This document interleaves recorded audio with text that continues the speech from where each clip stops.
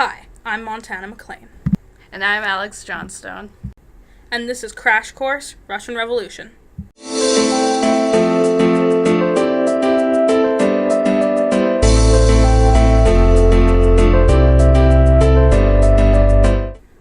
Okay, so to begin a video about the Russian Revolution, or well, revolutions, one has to know exactly what was the driving force behind it. First force, Marxism. In 1848, Karl Marx, a German philosopher with an astounding beard, wrote the Communist Manifesto, alongside Friedrich Engels. The theories written in the manifesto were simple. Capitalism produces two classes, the working class, or proletarians, and the bourgeoisie, the people who own the means of production, whether land or factory. A revolution would have the working class rise up against the bourgeoisie. Everything would be equal, creating a classless and stateless society.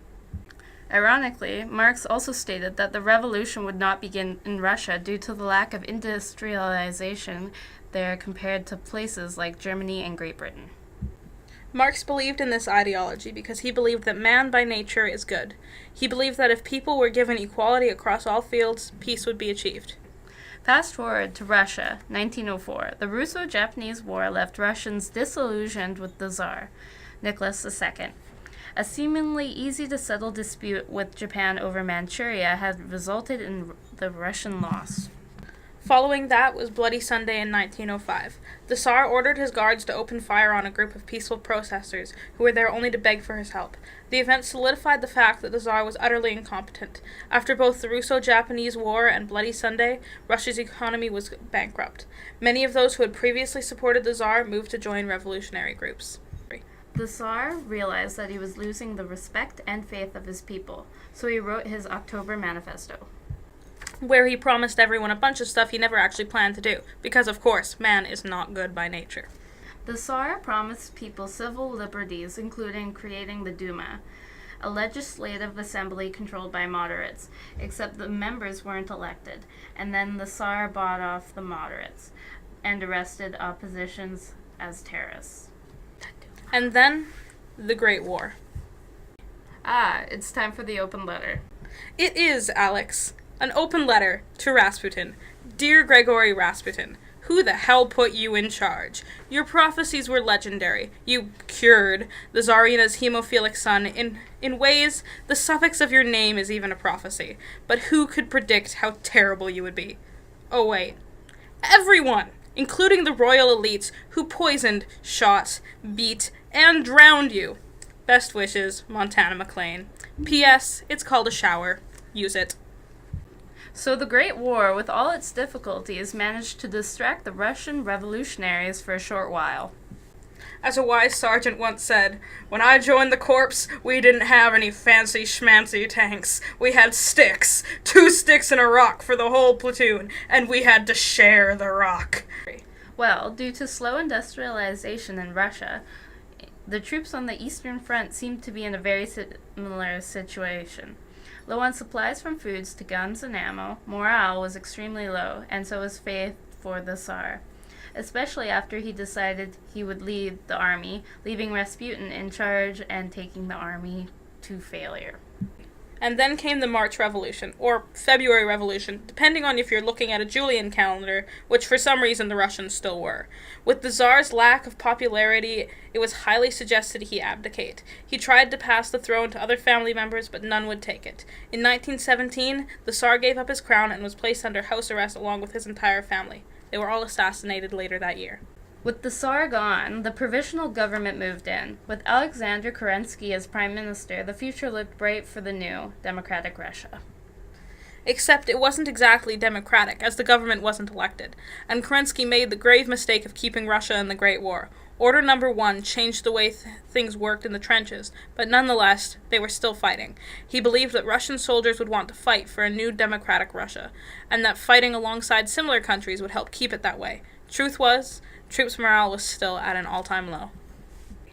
Only 1 month later, Vladimir Lenin returned to Petrograd after a decade of exile, became leader of the Bolshevik Party, and established the Cheka, and wrote his April thesis. Yes, all at once. The Bolshevik Party were a faction of the Marxist Russian Social Democratic Labor Party that split from the Mensheviks in 1903. Bolsheviks had an idea for immediate revolution. They operated by Leninism, which was Lenin's version of Marxism. The Cheka was a secret police established by the Bolsheviks, which did about what secret police do: established terror and killed by the thousands. And Lenin's April thesis called for immediate revolution. He promised peace, land, and bread to everyone under his government, which, coincidentally, is exactly what the people of Russia wanted. In the meantime, Kerensky's seriously failing Russia. First, Kerensky orders the last offensive Russian push in the Great War. The July offensive, or Kerensky offensive, was a catastrophic failure, lowering troops' morale even more. Only 1 month later, Kerensky gets in a disagreement with Kornilov, a general in the Imperial Russian Army. This leads Kornilov to attempt a coup with the army.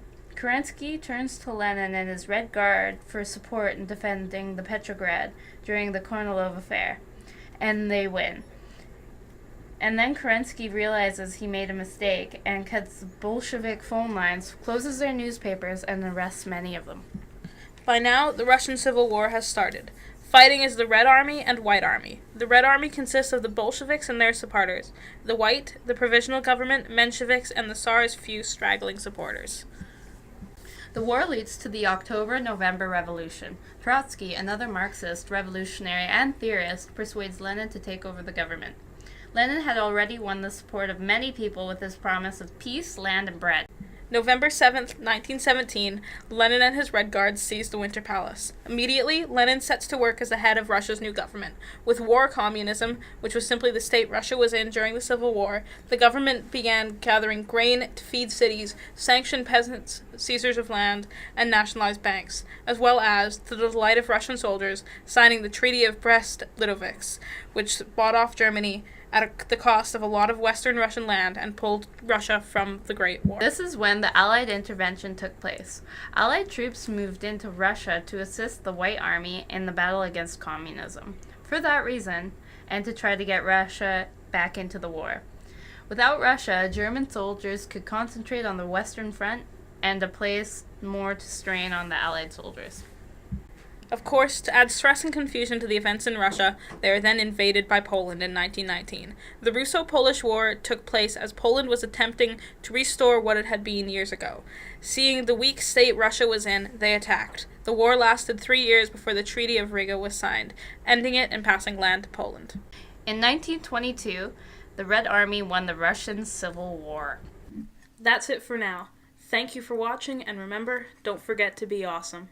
Back in the USSR, you don't know how lucky you are, boy. Back in the USSR.